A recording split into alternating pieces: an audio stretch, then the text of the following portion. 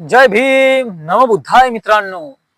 तथागत भगवान गौतम बुद्ध यांनी आर्य अष्टांगिक मार्ग हा मानवांच्या कल्याणासाठी, मानवाच्या उत्थानासाठी आणि मानव जीवन सुखमय होण्यासाठी सांगितलेला आहे. यासोबतच त्यांनी पंचशील देखील सांगितलेला आहे. जो व्यक्ती, जो मनुष्य ज्याला आपल्या दुःखातून मुक्ती हवी असेल त्यांनी पंचशिलेचं पालन करावं, त्यांनी आर्य अष्टांगिक मार्गाचं पालन करावं, जेणेकरून त्यांचं जीवन सुखमय होईल.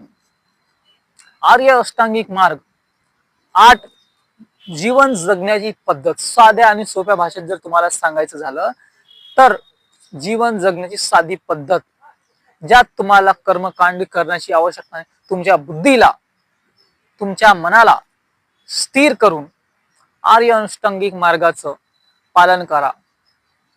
हे आर्य अष्टांगिक मार्ग तथागत भगवान बुद्धांनी स्वतः सांगितलेलं आहे. तर मित्रांनो, भगवान बुद्ध असे पहिले व्यक्ती आहे ज्यांनी म्हटलंय दुःख आहे तर त्याचं कारण देखील आहे. जिथे श्रद्धा आहे तिथे अंधश्रद्धा देखील आहे. त्यामुळे आपण कशा पद्धतीने जीवन आपण करतो हे आपल्या मनाला आपण ठरवावं. शांत, करुणामय, समता या माध्यमातून आपण आपलं जीवन जगावं. कोणालाही दुःख पोहोचू नये. जर एखाद्या व्यक्तीने आपल्यासोबत वाईट केले याचा अर्थ हे होत नाही की आपण बी त्याच्याबद्दल घृणा मनात, राग मनात बाळगावी.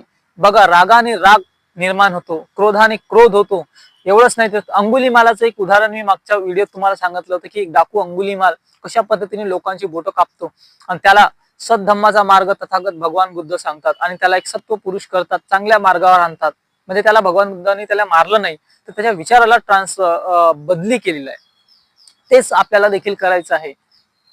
बौद्ध धम्माने सांगितलेलं आहे की कोणाचीही हिंसा करू नका, कोणाबद्दलही वाईट साईट बोलू नका, कोणाबद्दलही वाईट विचार करू नका. आपलं जीवन शुद्धपणे जगा, शांतपणे जगा, इतकंच म्हणतो. आणि माझ्या चॅनलला सबस्क्राईब करा.